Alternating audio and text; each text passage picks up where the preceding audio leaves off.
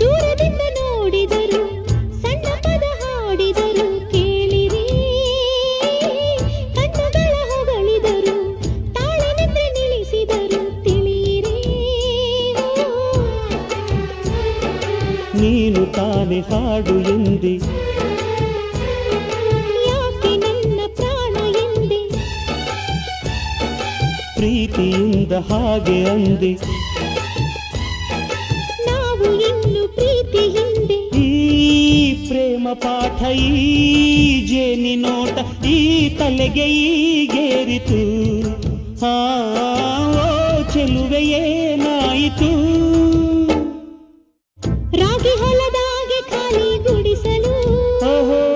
ಗುಡಿಸಲಿಗೆ ಹೋದೆ ಮಾತನಾಡಲು ಓಹೋ ತನ್ನ ಪತಿರಾಯನಿಗೆ ತಿನ್ನಿಸಲು ತಂದ